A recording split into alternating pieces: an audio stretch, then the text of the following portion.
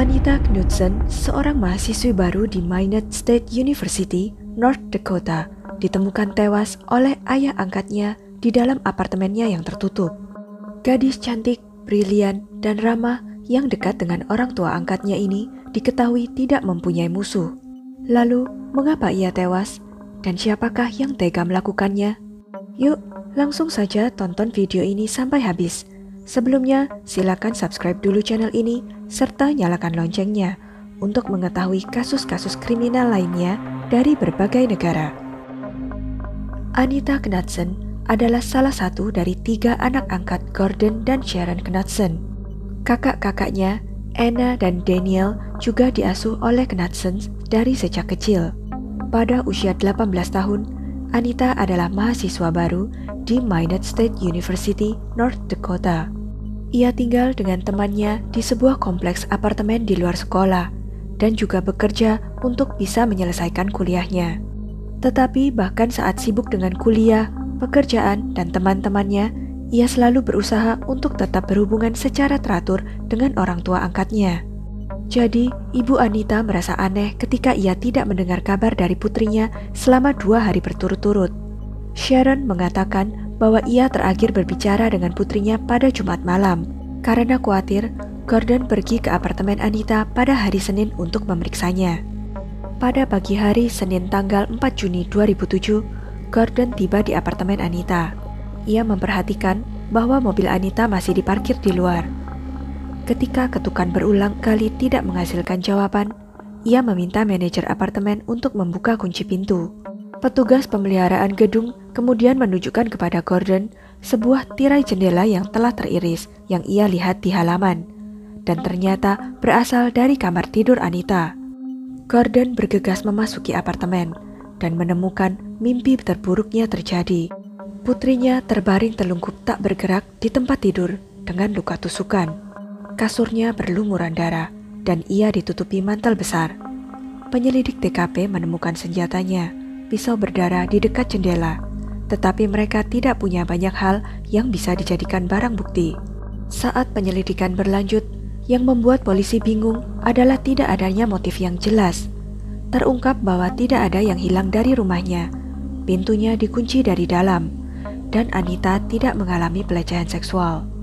Anita tewas sehari sebelum ditemukan oleh ayahnya. Lantas, siapakah yang tega mengambil nyawa Anita? Sementara daftar awal tersangka sudah panjang, tapi tidak ditemukan titik terang darinya.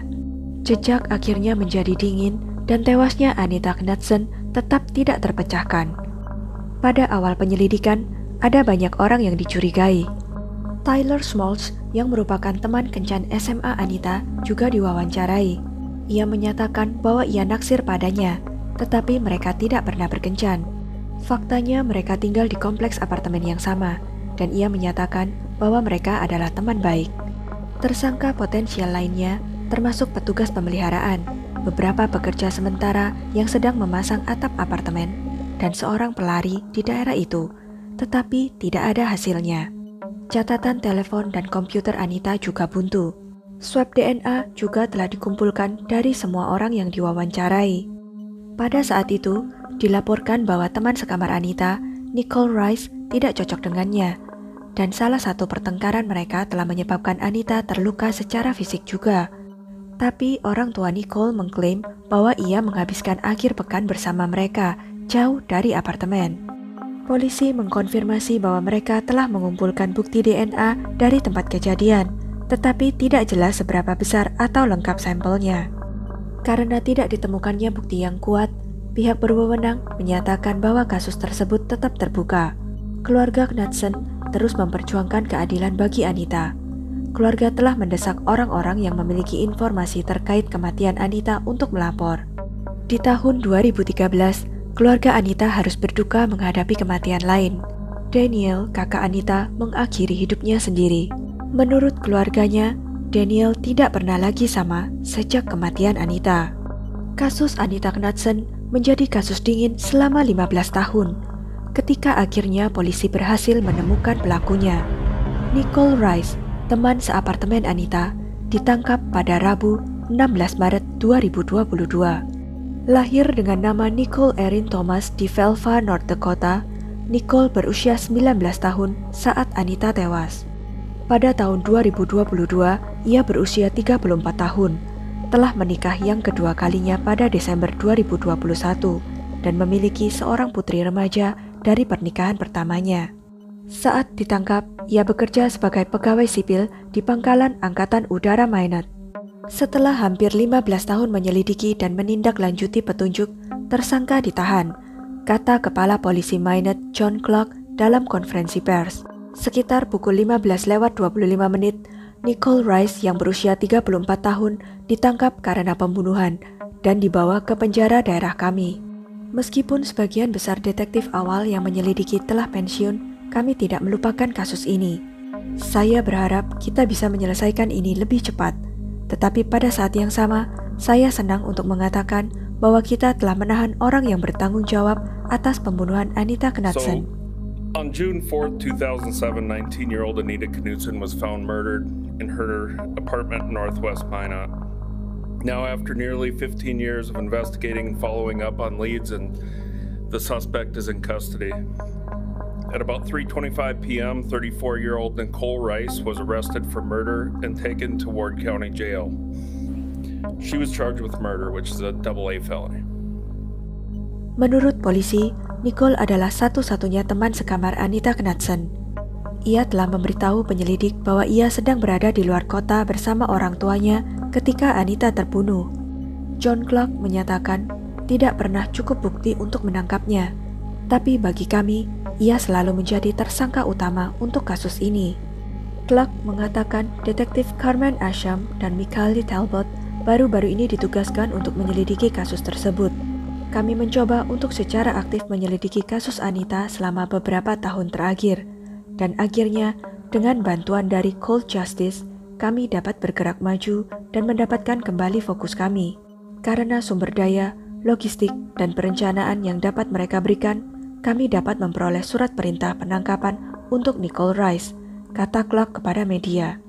Cold Justice adalah acara TV kriminal nyata yang mengudara di Oxygen yang diproduksi oleh Dick Wolf. Menurut surat pernyataan yang ditulis oleh minor detektif Michaeli Talbot, Nicole adalah satu dari 4 orang yang memiliki kunci apartemen tempat ia dan Knudsen tinggal. Pemilik apartemen dan pekerja pemeliharaan apartemen juga memiliki kunci. Hasil penyelidikan mengungkapkan bahwa Anita telah mengirim SMS dengan seorang teman pada hari Minggu, tanggal 3 Juni 2007. Ia terakhir membalas SMS pada pukul 4:48 pagi, dan catatan teleponnya menunjukkan bahwa sebuah SMS dikirim kepadanya pada pukul 4:53 pagi, yang tidak pernah dibaca lagi oleh Anita. Ia tidak mengirim SMS atau menelepon setelah SMS pukul 4:48 pagi hari pada tanggal 3 Juni. Menurut polisi, dompet Anita, laptop, telepon, kamera digital, dan barang berharga lainnya ditinggalkan di kamar tidurnya, menunjukkan motifnya bukanlah pencurian. Jendela tunggal di kamar Anita yang terletak tepat di belakang kaki tempat tidurnya terbuka lebar dan tidak bersekat. Pisau saku dengan darah kering ditemukan di tempat tidur, dekat dinding dan jendela yang terbuka. Polisi mengatakan tidak ditemukan jejak di bawah jendela, dan tampaknya tidak ada orang yang melewati jendela. Sejumlah orang yang diwawancarai mengindikasikan bahwa ada banyak ketegangan antara Anita dan Nicole. Anita memiliki reputasi sebagai orang yang baik hati, ramah, dan menyenangkan, sedangkan reputasi Nicole adalah pemarah dan reaksioner. Nicole menyatakan bahwa ia dan Anita adalah teman baik, dan ia tidak pernah mengeluh tentang Anita kepada siapapun. Hal ini dibantah sejumlah orang yang mensinyalir Nicole tidak menyukai Anita.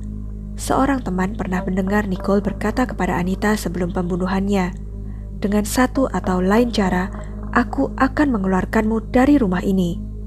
Pada suatu pesta dengan teman-temannya antara tahun 2008 hingga 2009, Nicole tanpa sengaja mengakui pembunuhan itu kepada teman kencannya sewaktu ia mabuk berat. Pria ini memberitahu polisi bahwa Nicole mengatakan kepadanya bahwa ia melakukannya.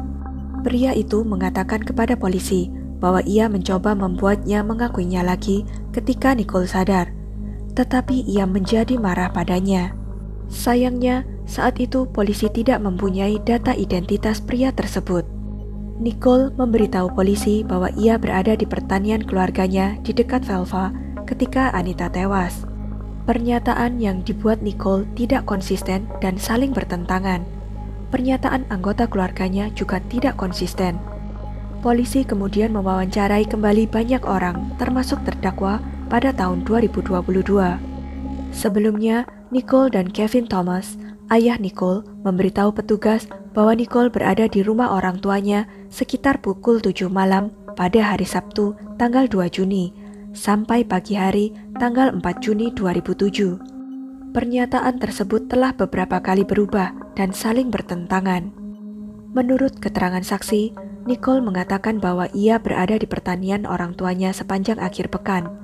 Namun, saksi melihatnya di sebuah bar di Russo pada tanggal 2 Juni 2007 hingga dini hari tanggal 3 Juni. Lalu Nicole mengatakan kepadanya bahwa setelah ia meninggalkan klub di Russo, ia harus ke Maynard ke apartemennya untuk mengambil pakaian malam itu. Saksi mengatakan bahwa Nicole sudah berkali-kali mengubah ceritanya. Nicole Rice menjadi anggota dari memorial grup Facebook untuk Anita Knudsen sebelum halaman Facebooknya dihapus. Menurut anggota grup, Rice sering berkomentar, termasuk di hari ulang tahun Knudsen. Ia menulis komentar seperti "Miss you" dan membagikan laporan TV tentang kasus dingin di Facebook. Ibu Nicole, G. Marie Thomas, menulis tentang kasus Anita di postingan Facebook 2016 yang sekarang sudah dihapus. Ia menulis, "Saya berharap mereka akan menangkap orang yang mengambil nyawa Anita, karena saya sangat menyukainya." Kepala polisi menambahkan, "Mengerikan mengetahui bahwa seseorang yang telah membunuh masih berkeliaran di luar sana. Dan dalam kasus ini, tidak ada satupun orang yang mengatakan hal buruk tentang Anita. Jadi bagi saya, ia adalah seorang gadis muda dengan masa depan cerah yang diambil terlalu cepat dari keluarganya. Penangkapan ini melegakan. Senang mengetahui bahwa akhirnya satu kasus yang terjadi yang tidak dapat kami temukan solusinya akhirnya selesai." Nicole Erin Rice didakwa dengan pembunuhan, kejahatan kelas AA di North Dakota. Menurut Undang-Undang Negara Bagian Dakota Utara, dakwaan itu berpotensi hukuman penjara seumur hidup tanpa pembebasan bersyarat jika ia terbukti bersalah. Nicole ditahan di Ward County Jail tanpa jaminan. Ia menghadiri sidang pengadilan pertamanya pada 17 Maret 2022. Dalam persidangan, Nicole mengaku tidak bersalah atas kematian Anita Knudsen.